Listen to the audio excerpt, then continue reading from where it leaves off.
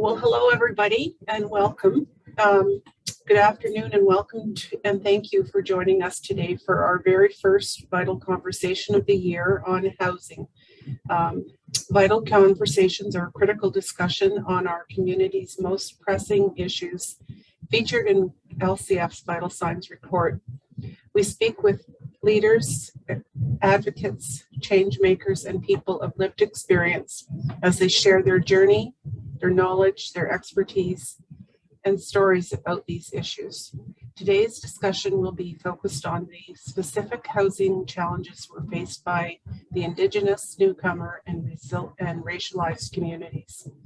Just a note that we are recording this session, so for those who would like to listen to it again or are not able to be here, we'll be able to share that with you. I hope everyone's fine with that. Before we begin, I'd like to start with a land acknowledgement. Today, we want to speak to an important leadership relationship that is between ourselves and the Indigenous peoples of today and the past. These lands have been stewarded by Indigenous peoples for many thousands of years, holding Mother Earth and all that is found in the natural world in highest esteem. We recognize the deep connection and long-standing relationship between Indigenous peoples and the land of southwestern Ontario. Those who came before and those who are here now. To our neighbors and friends in communities close by, the Chippewa of the Thames First Nation, the Munsee Delaware Nation, the Oneida Nation of the Thames, and our urban Indigenous neighbors, we affirm that we will forward a process of truth and reconciliation as we recognize the harms that have been done by colonialism past and continuing. We share responsibilities for these lands and what happens on these lands, and we will take that responsibility seriously. Now I'd like to introduce our session leader for today, Dr. Jerry White. I might point out that it's Jerry's birthday today, so happy birthday, Jerry.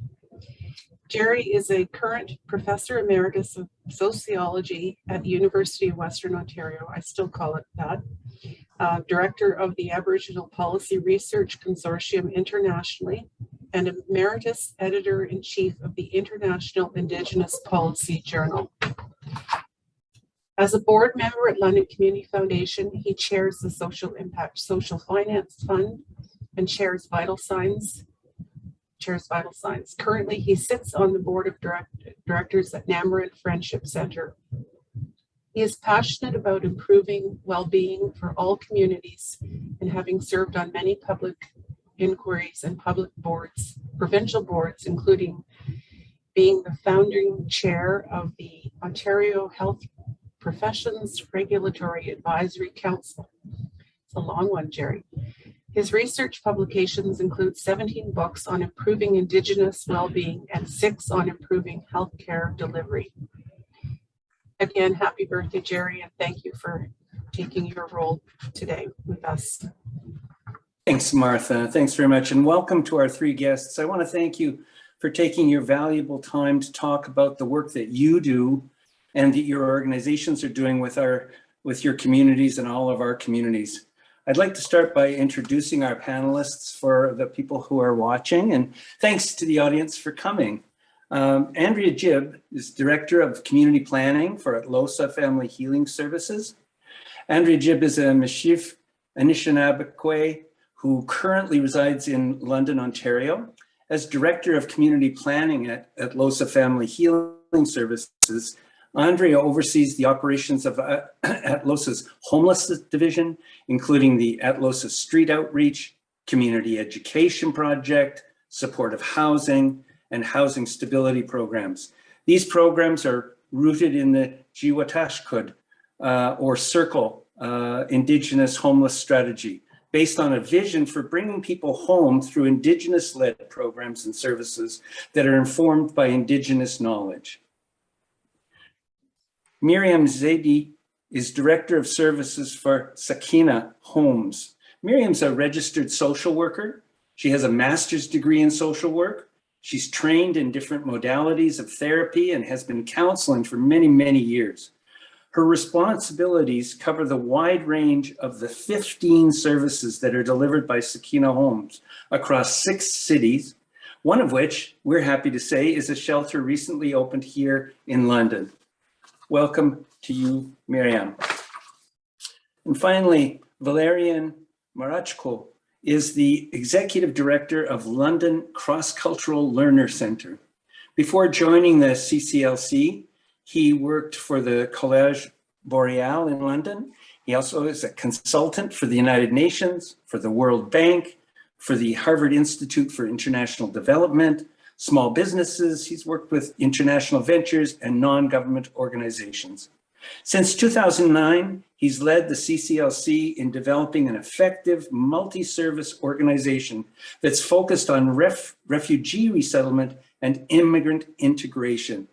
His passion is creating inter-organizational structures and community supports that aid in the successful integration of newcomers in Canada. Welcome to you, to all of you. And again, thank you so much for taking the time to be with us today and helping us understand. And a welcome to our audience. We really appreciate your interest and time. It's a large audience. So we are going to try, we're hoping to have some time at the end to take some questions. Please use your chat function to send them to Matt and indicate if it's for a particular person or for all our panelists. So I'd like to begin today. The opening question, I have a question for all of you. You and your organizations have done amazing work to help people in London and elsewhere. And I want to ask you, what were the greatest challenges and the key systematic issues facing the populations you serve in regards to housing? And how have you approached those issues? Can I start with Andrea, please? You sure can, Jerry. And hello, everyone. It's really good to see you all here today. And before I start, I just wanted to take a moment to thank the London Community Foundation for hosting this event and this invite.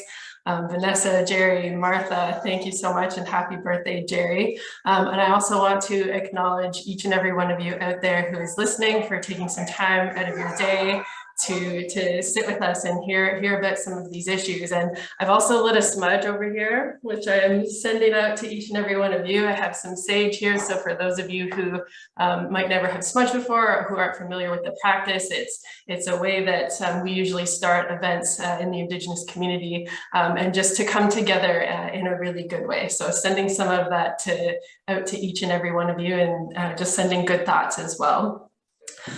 So as Indigenous people, when we think of housing, our greatest challenge and the biggest disruption to our lives has been, of course, the process of colonization, which has occurred here on Turtle Island for over 500 years now. And the impacts of this are still very much felt today by us as Indigenous people. And so when we think about the issue of housing, for me, it's really hard to separate that. And we have to reflect on the ways that Indigenous peoples have been displaced from our homes on this land. So prior to colonization, we lived in a way here, and I heard it put by a knowledge keeper recently in a really interesting way that this was our home and we lived here for generations without even having a garbage can. And so we have to think about all the disruptions and ways that we've experienced forms of displacement to this day when we think about the issue of housing. And also the ways in which that many of us are governed by forms of colonial legislation such as the Indian Act, which, you know, as many of you are probably familiar with the reserve system. And so the Indian Act is what governs the lives to this day of many Indigenous people. And this affects things like housing and health, economy, all of these things. And so for me, the issue of housing is really inextricable from these systemic issues. And this is also our greatest challenge. And so while you'll probably hear today from myself and our panelists, the housing market presents some pretty significant challenges, in terms of availability, affordability. It's really, really challenging out there for the staff who work at Atlohsa and in many agencies to find places that are affordable, that people want to live in. But for me, as Indigenous people, this goes so much further beyond just housing, like brick and mortar, in terms of those disruptions to our lives that we've experienced as a result of colonization, and the ways that our families and communities have been impacted, and not only in terms of what we might call the social determinants of health, so housing, healthcare, childcare, economy, finances, all these things, but mostly in terms of our relationships and the ways that we relate to each other as families, as communities, and spiritually to the land as well. And so in my opinion, that has been the biggest challenge. And here at Atlohsa Family Healing Services, our mandate is to use and support the resurgence of spiritual and cultural practices to re-strengthen the fabric of our communities, to kind of counteract the harms that have been done through colonization. And so this is our mandate, and our mission is to do this, and this is what we will continue to do through the housing challenges and any challenges in the future that we'll be seeing. Miigwech. Miigwech, thank you very much, Andrea. Could I ask Miriam to take on that first question? Of course. Thank you so much for allowing me to speak today. This is, like Andrea mentioned, this is a very heavy topic. And as much as we don't at Sakina Homes work with Indigenous people, we work with a lot of the vulnerable population as well. We work with people of color, immigrants, refugees, and a lot of individuals who come to Canada with the hopes of a new future and being able to provide for their families in a space that's different from where they come from. And one of the challenges that we experience through this population is that there is a lot of navigation challenges while being in the system. There is a lot of miscommunication, misinformation that's passed on from individuals who are previously here, and also systemically, there's a lot of miscommunication and misinformation. And so these individuals that come into the system, that come in to Canada and into London, Ontario, they're forced to figure out and do these things on their own, and they don't really understand their own rights. They don't understand how they can navigate through the system. Not only that, these individuals who are coming in, they have challenges with their income. There are challenges, obviously, from a systemic point of view in terms of like the availability of housing and the affordability of housing. But in addition to that, there are income challenges. A lot of the women that we work with and a lot of the families that we work with are on social assistance. And even affordable housing, although is at 70 to 80% of the market value, that's not sustainable for somebody who is on social assistance. If a person is receiving $1,000 through social assistance as an individual with one child, they can't afford a $1,200 apartment for a one-bedroom apartment in anywhere, not only in London, Ontario. And so how do these women, how do these families sustain themselves? How do they manage to make it through and provide a life for themselves and for their families that they had dreamed about when they came to Canada? And what we do at Sakina Homes is we connect individuals with resources that exist in the community. We connect individuals with not only applying for subsidized housing, but also understanding how to get onto and receive income in a way that would work for them. So how do they get employment? How do they make sure that at the end of the day, they're managing their finances in a way that would work in the system that they are now a part of? How do they put their children through school? How do they grow themselves and become more resilient in a country or in a city that they have no experiences, in a language that they don't understand? Housing in general is also, unfortunately, very restrictive and in terms of race and religion. So somebody coming in who looks like me, who, although I was born in Canada, who looks like me, may have an accent, coming in and applying for housing or going up to an apartment and putting in an application, they may be rejected just because somebody looks a certain way or speaks in a certain way. And that's also a systemic barrier that exists, unfortunately, all across Canada, not just in London, Ontario, that we look at people who are different and we essentially close the doors. And so what we at Sakina Homes, what we do is we try to break down those barriers and provide those resources to individuals and to these families that are coming in, and trying to, not only be a part of these kind of conversations so that others know the struggles that we go through, but also to provide a safe space at Sakina Homes for these women to heal through the traumas and the challenges that they're going through as well. Thanks very much, Miriam.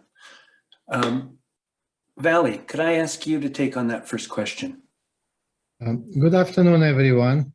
I feel honored to be here with Andrea and Miriam to talk to such a large audience about one of the areas of the key to our success as an organization that are helping newcomers settle and integrate in Canada. I would like to thank the London Community Foundation, Martha, Jerry, Vanessa for including the Cross-Cultural Learner Center in this panel.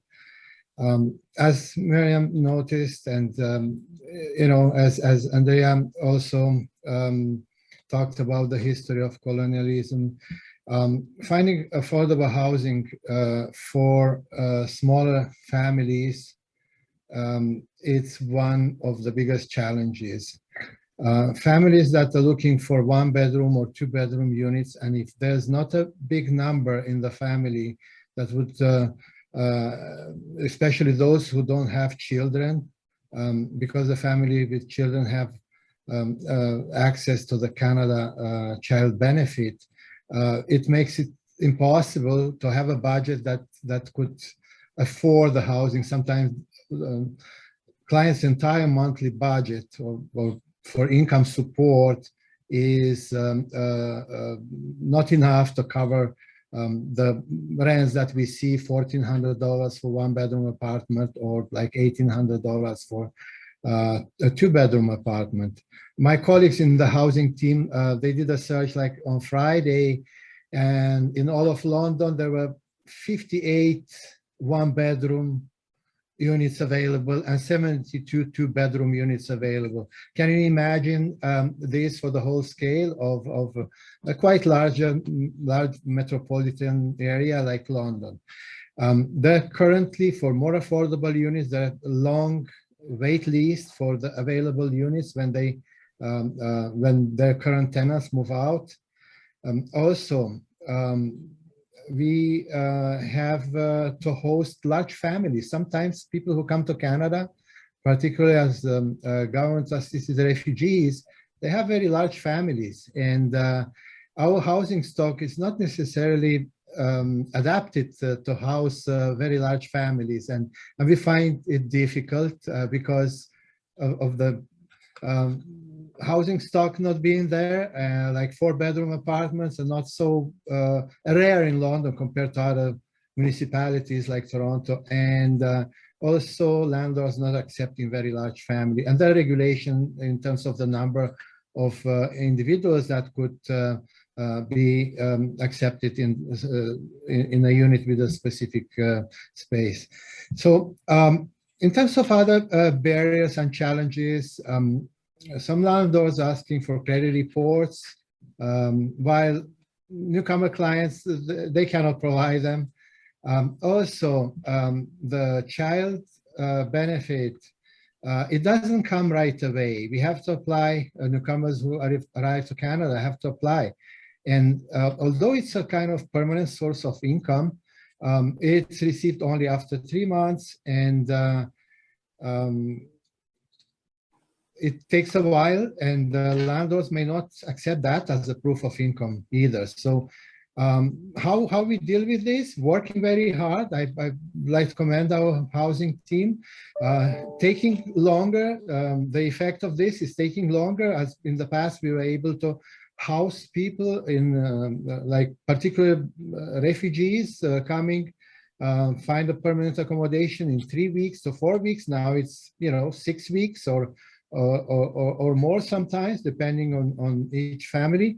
That collaboration and relationship building with the landlords and conveying the message that the London Cross Cultural Center is there to support both the landlords and the tenants, because we are just an enabling organization for the newcomers to become capable by themselves, you know, to move on, and the majority they move on and would find larger units. Some of them would buy homes as they progress in their settlement journey in Canada.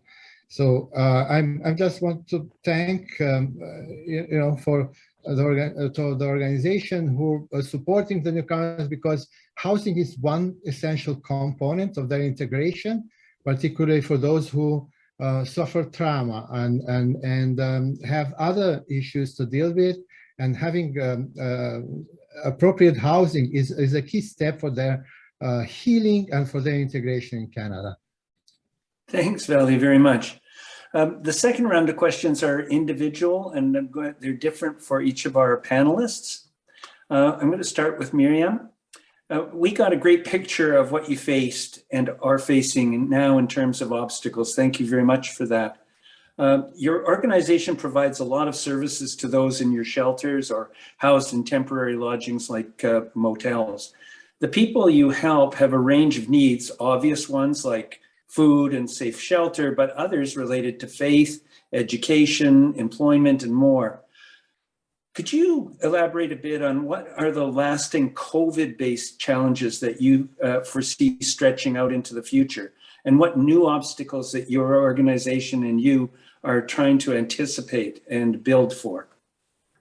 Thank you for that question. I know that Vali did touch on quite a bit of that, and turnover is a huge component in terms of housing. So when a woman comes into Sakina Homes and she applies for a safe space at one of our shelters, she is essentially allowed to stay for as long as she is required to, and there is no reason for us to ask her to leave as long as she's fulfilling the program. The challenge that's occurring is that with the housing market the way that it is, there is not a lot of turnover. People are staying in their units for a lot longer. So a lot of these families who are in shelters, who are in temporary spaces, are not able to move into a space of their own, and then from there go into additional spaces of their own. And so because of the turnover, what we're finding is that a lot of our residents and our clients are staying at Sakina Homes for quite a bit longer than what we had anticipated. And a lot of this is predominantly due to COVID. In addition to that, what we're finding is that COVID has brought along a lot of its own challenges in terms of like the trauma that people are facing. There's a lot of social isolation that still exists today, even though COVID is, and I'm putting this in quotation, so I do apologize, over. And there's a lot of social isolation that still exists with the individuals who are newcomers to Canada, or people who have had to leave difficult situations with their families. So we've had a woman that had stayed with us who had about 6 children, and this woman had to leave a very challenging domestic violence situation. Her family basically disowned her, and she was in our homes, and she had nobody. She knew nobody in the community. She couldn't connect with any community member to be able to establish a connection to find housing, because a lot of times there are individuals who have basements available that would be available for rent, or they know somebody who manages an apartment building and they would be able to get a space there. But if you have no connection and you're socially isolated, and COVID has created that world, unfortunately, of social isolation, it becomes another barrier, another challenge that you have to overcome to be able to find a safe place for yourself. So what we're experiencing is a longer term housing crisis for the women and children that are coming into Sakina Homes, into our transitional homes program in particular. And the reason being is that not only are there no units available, there's discrimination, like I mentioned previously, for people who look like who are a person of color, who look different. There is a lack of information that these women can provide. So Valley mentioned credit checks, but also a lot of units don't accept social assistance stubs as a form of payment. They don't accept that. And if you have a family of 6 and you're trying to move into a 3-bedroom, some landlords won't accept that. Whether or not you're okay with, putting a number of kids into one room, some landlords are not okay with that. And so how do you then find a unit that matches what your family is looking for, as well as those barriers that currently exist that are societal barriers that we can't even try and address? Thanks very much, Miriam. Valet, thanks very much for outlining the challenges that you and the Cross-Cultural Learning Center have faced and the people that you work with have faced. Given we see more needy and displaced people coming to London, can you talk about the challenges coming in terms of helping? What are some of the biggest things that are going to be facing your organization in the next couple of years? It's been a very turbulent, global situation, particularly with evacuation of Canadian interpreters from Afghanistan. I'm talking about those who helped our military, and not to give too much of time about working on that project in which Canada is very involved. We are suffering living through the consequences of the war in Ukraine. So I would say, the Ukrainian people are suffering the most, and we are trying to help and to assist, and we're being impacted in terms of just being many global issues that we are local organization that sees the effect in terms of people coming to Canada because of what's happening overseas. So it's just a matter of volume, a matter of having enough staff to be able to respond to the demand. Also, what we see is very important to keep the community engaged. We've seen with the Ukrainian refugees, there are many people who didn't think about having a secondary unit or having a place they could rent out or provide a homestay, like for newcomers. We've seen with particularly with the Afghan refugees. We've seen it coming again with the Ukrainian refugees. We just worried that this enthusiasm, this heart going out to help people in need, over time it diminishes, and it relies on the hard work of the organizations that many of them supported by funding like London Community Foundation to continue that work even when the period of crisis is kind of is past, but still the flow of refugees is continuing. So we have successive waves of refugees, and we have built that capability of providing those services, but different refugees come with different under different special measures and different categories, and there are some challenges related to that.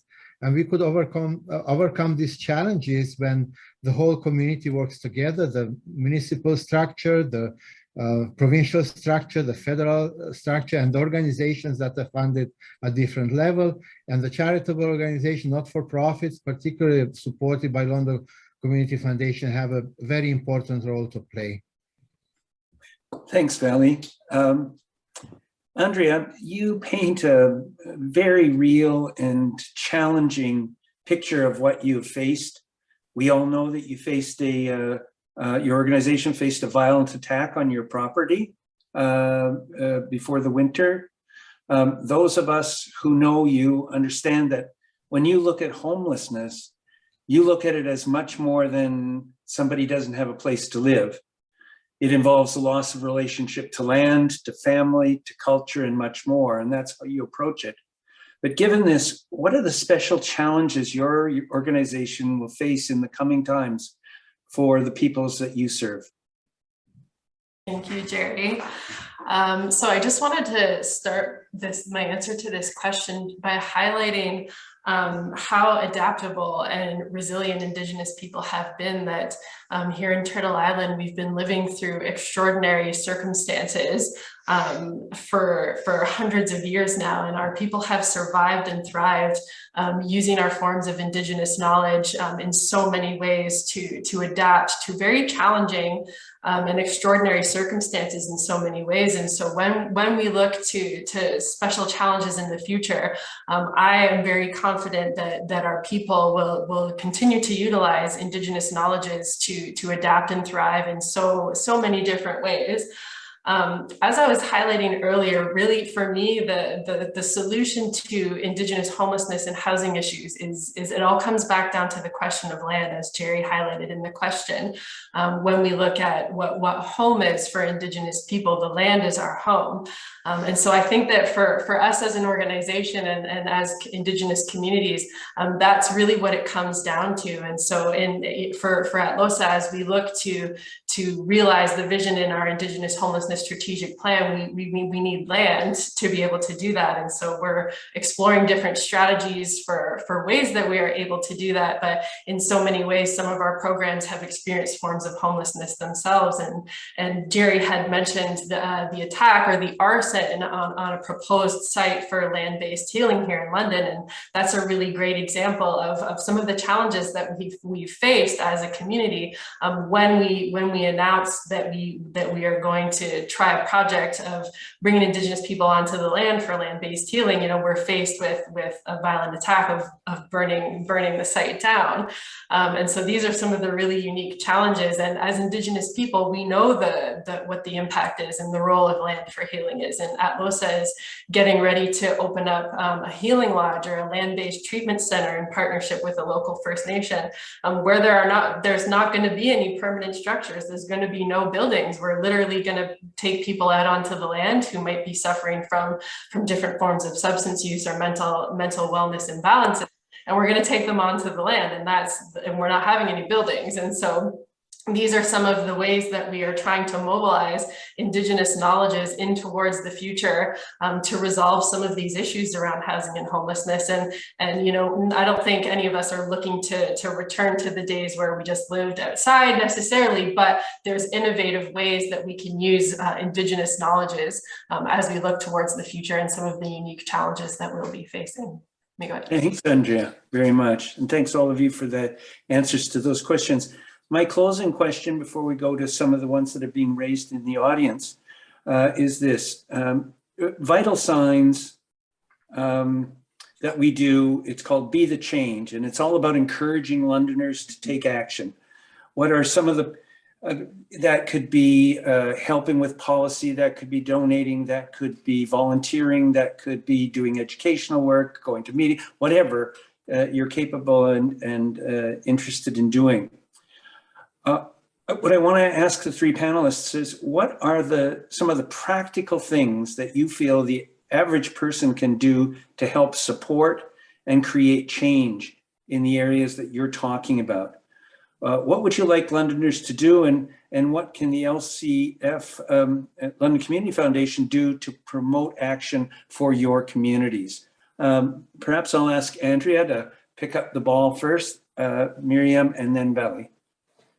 Sure. So I have a few thoughts on what folks can do to promote action.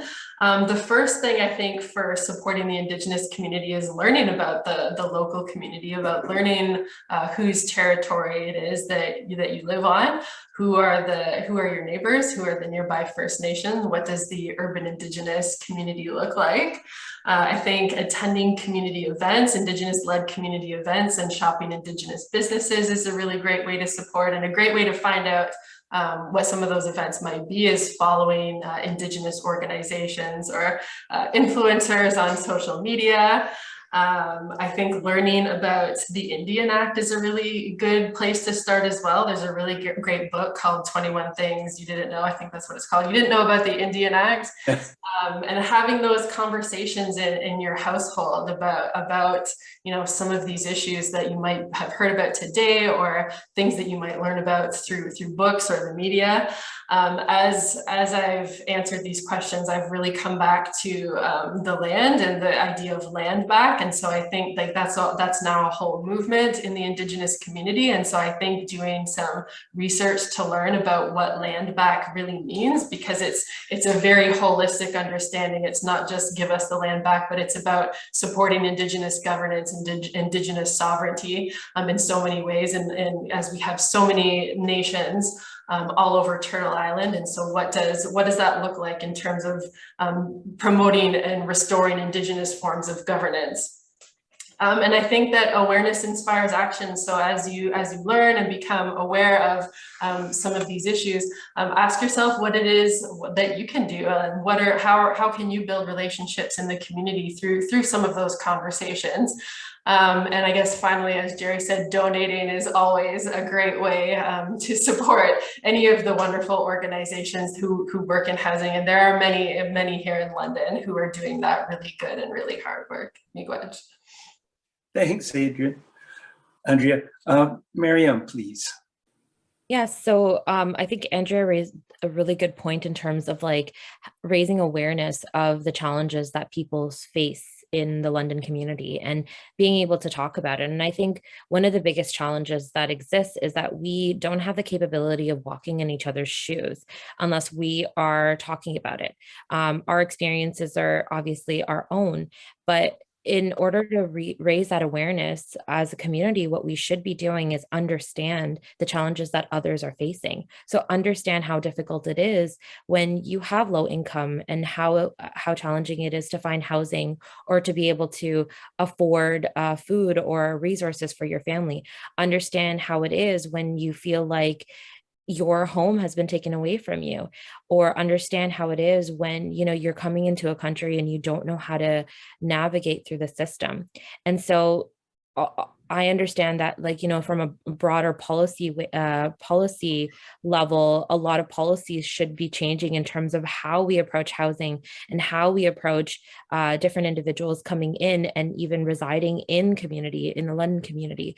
But on a smaller scale, from a day-to-day level, we should be having these conversations. We should be raising awareness, and we should be trying to understand the challenges of what each and every one of us has faced, whether it's violence, whether it's poverty, whether it's a lack of resources, and homelessness, and understand what we would do if we were in those positions and how we can move forward and try to address these challenges. Thank you very much, Miriam. Valet, last to you.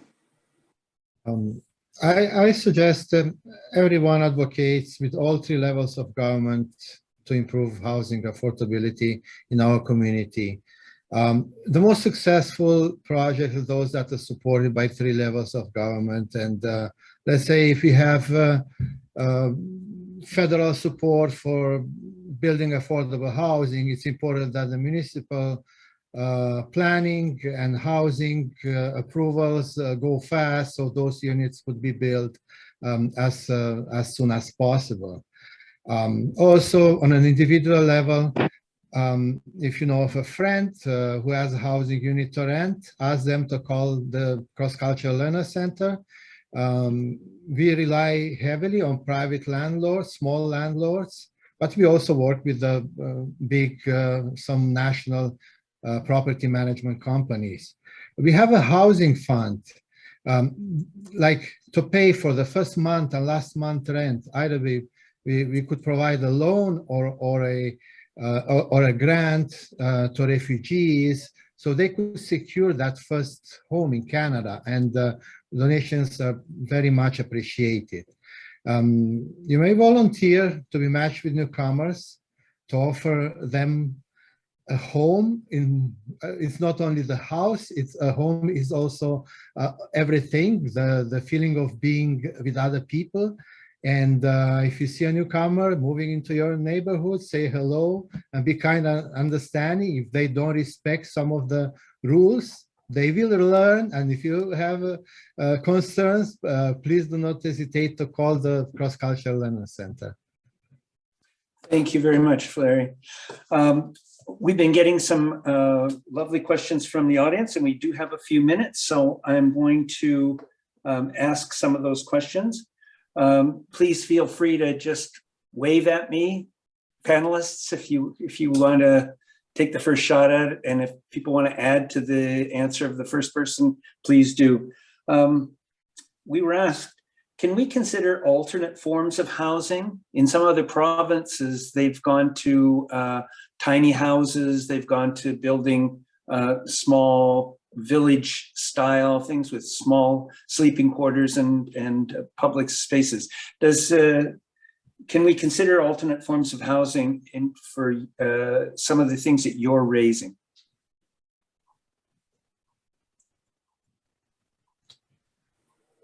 Okay, Valerian. I think one of the challenges for some of the families we have, like more recently we had a family of 19 from Afghanistan.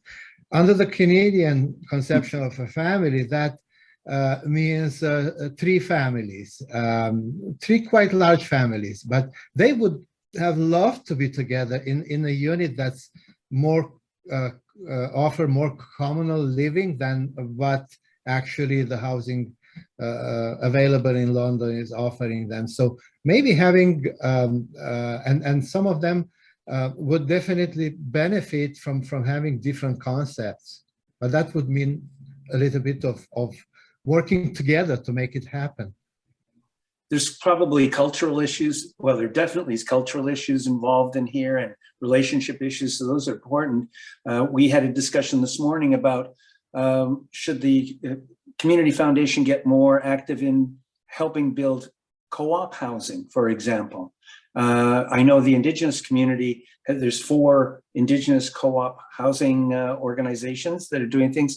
Does co-op housing offer us some sort of options?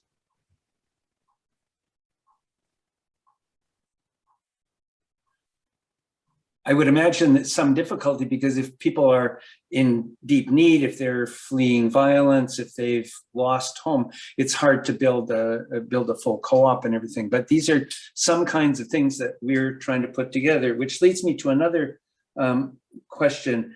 We were asked, how can the London Community Foundation and other foundations help with dealing with some of these problems? And I'm probably going to ask Martha to chime in, but I'll just say, as chair of the social impact financing, we offer very low interest loans to people who apply to us to do 2 sets of things. One is to support the building of affordable housing or transition housing, where people are moving from homelessness through learning to live to getting stabilized to moving out into the community.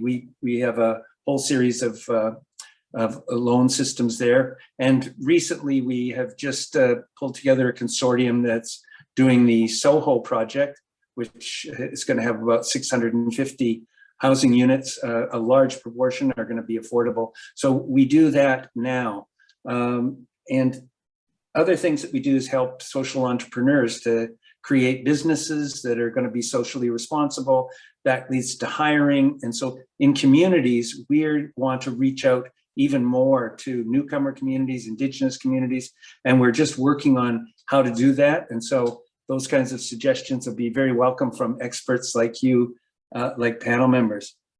A third question, Martha, would you like to comment on that? The only addition, I think, Jerry, you said it well. I think the only thing that I would share to add to that would be our foundation has been involved in social financing for about 7 years now, and primarily the work that we've done has been loans for affordable housing, but we've also developed really strong relationships with other community foundations across the country who have partnered with us on some opportunities. So for instance, Hamilton has gone in with us, and Kitchener-Waterloo foundations to provide funding for a project in London, and we will vice versa do that. To a certain extent, we want to keep the bulk of what we do have in the community, but it's a movement across the country that is growing absolutely within the Community Foundation movement. And I think of the 191 community foundations in Canada, probably about 30% are involved in some capacity. Certainly the large 13 are all involved in affordable housing investment. So it's growing, the awareness is growing. I think, Valley, you made a really good comment about we need to lobby to get things done quickly, and that's an issue at the municipal level and the federal level, that we need to expedite the process so that we can get the job done, because we can't be stalled in red tape. So good for you to make that observation. Thanks, Jerry. Thank you. For Andrea from Luis, last year the UN UNDRIP became law in Canada, and it states that the government of Canada must take measures necessary to ensure that the laws of Canada are consistent with the United Nations UNDRIP. How does that impact housing challenges for Indigenous people? Can we leverage Bill C-15, for example, to address some of the challenges discussed today? Yeah, and I'm not totally familiar offhand with what Bill C-15 is, but I do know that political advocacy is, as we were just speaking about, is a huge piece of this puzzle. And we see various funding pots kind of open up for building new housing, but in so many cases, as Indigenous organizations, we don't see that funding. And I see my auntie Darlene in the chat here has mentioned she's from Native Intertribal Housing Co-op, an amazing, incredible leader, as are the folks from the other co-ops. And one of the challenges that we've seen is that we can't build anything without finding that land. And so for us, it often comes to that land as we look for different parcels to build on. It just becomes incredibly challenging. And so often the community and some of the political willpower is there to undertake these projects, but we just can't find those parcels of land at low to no cost, as Darlene says. Thank you very much. From Linda, you speak of the challenges facing the people served within each of your agencies. Many of these people you serve could also have, could also have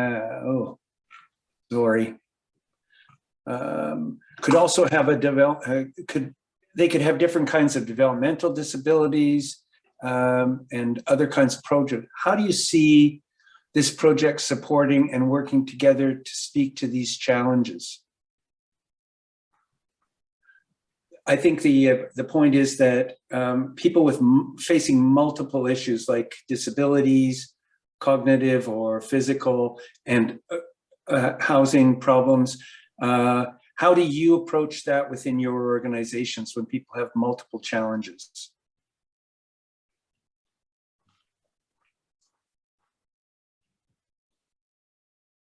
Miriam, sorry. That's okay. So at Sakina Homes, we work not only with Muslim clients, but we work with clients who have that identify in different capacities. So we work with non-Muslim clients. We work with individuals who have developmental disability. We also work with individuals who have physical disability. It becomes challenging to have accessibility within in our homes, as at the moment we don't provide that. We are looking into creating an accessible program in the near future. But what we do is we try our very best to address each of the different challenges that people are facing, whether it's whether it's a racial challenge, whether it's a developmental or a physical disability challenge, whether it's a financial challenge. So we look at all of those different challenges that an individual may have, and we look at the gaps that they that they may present with. And then we work on creating a program that's geared towards that person individually. So not only do we have like a larger scale program that helps people inside one of our homes, but we also do work outside of our homes, and we work with people remotely as well to address the various barriers and various challenges that they may go through and get them in touch with appropriate resources that might be able to help as well. Thank you. Vali. I could add to that. It just came to my attention last week, the case of a newcomer family of 4. They have a child, 9-year-old child with autism that might need like 24/7 a parent or might need support in a very intense way. So our approach is to work with other agencies. We cannot do this work alone. We rely on the support from the network of organizations, each of them being specialized. We have people with physical disabilities. We work with organizations that support that. We advocate for building more units when we are asked or take surveys that offer more accessible units in general. Or I've seen a development of supportive housing that it's a great way to provide that in one place, and it is an effort. It's an effort of many organizations to support a family in such situations. Thank you. Did you want to add anything to that, Andrea? Yeah, I would echo what Miriam and Vali had shared, that so many times my team works with people who present some really significant challenges in terms of being able to maintain their housing, and so in this community, some forms of housing just don't exist, like the types of housing that people really need. They just don't exist, and so we have to often get really creative in terms of the types of partnerships that we can put in place to really surround those individuals with the supports that they need to maintain their housing. And I also want to add that those individuals are really truly special, and I would consider them forms of knowledge keepers in our community, because they're teaching us, they're showing us what the gaps are and what we really need as a community to try to put in place to mobilize to really support, so people are not falling through the cracks. Thank you very much. Is there any closing comments that you'd like to make to the audience? Anything that you'd like to reach out to them? Miriam. So I read Greg's comment about co-op housing that's being built, and as important as the number of housing units that are being built, we need to keep in mind that there are over 6,000 people that are currently on the subsidized housing wait list. And that's a lot of people for the number of houses that are available and being built. And as Vali mentioned, like we do need to strategize with all levels of government to ensure that all of the units of housings that are going to be built are going to be able to, and I do apologize, my cat loves to come into my meetings, are going to be able to accommodate the growing need and the rising community members that are coming into the London community, who are going to require houses and units to be able to house their family. And as much as we understand that there is going to be a complete influx of need, we need to address what the root cause is at the end of the day. So it's not enough to just build houses that are affordable. We also have to address the barriers that come with it. Housing market is a privatized it's a privatized area. And so majority of private housing markets are able to put up ridiculous prices for units, and even though with rent to gear income or lower housing, it's still not affordable. It's still very challenging for people to be able to afford a place to call a home. And so how do we address those barriers? How do we address what the root cause is at the end of the day? Vali? I just would like to add that provided how big is the crisis, affordable housing crisis, radical type of measures. I've seen a suggestion about offering free land to those who want to build. I think the province has some land in our area. There might be more unusual solutions. Maybe somebody's gonna build tiny homes, because I know one person, newcomer, or two people, newcomer family, they will move on those tiny homes. So there's a room for doing things that we haven't done before.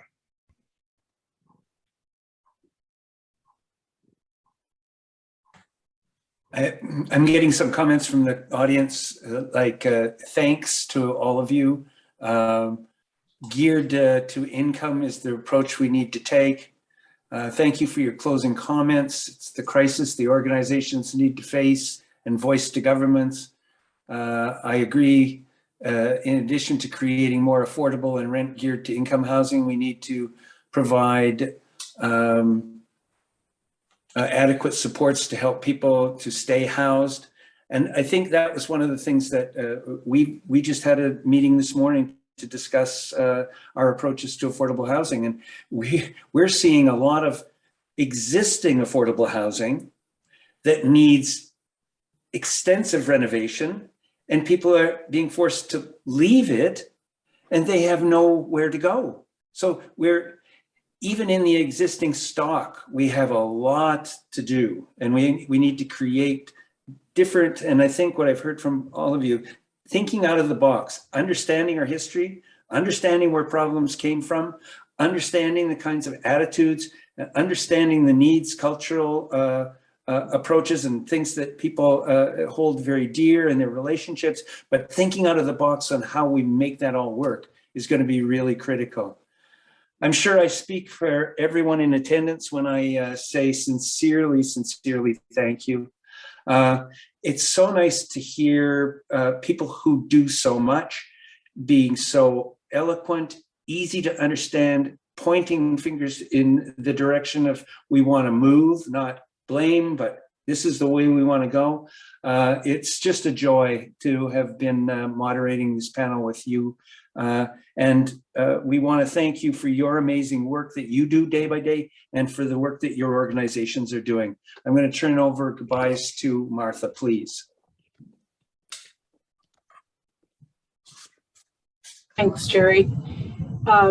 Miigwech, thank you to everyone for joining us today. And thank you, Jerry, and our panelists for sharing your expertise and insights. I found this a very stimulating conversation, inspiring, kind of depressing, because we have a long route to go. I love the innovative discussion that we've had. I like the fact that we have a community surrounding us and being excited. I encourage you to stay tuned for more vital conversations in the coming months. And I encourage you to learn more about vital signs by visiting BeTheChangeLondon.ca. Have a great day, and thank you, everyone. And we hope to see you again around this table, different speakers, different topic, but all with great intent to share our knowledge of the community and what we need to do to be the change. Thank you. Thanks, Jerry. Happy birthday, Jerry. Thank you, everybody. Thank you.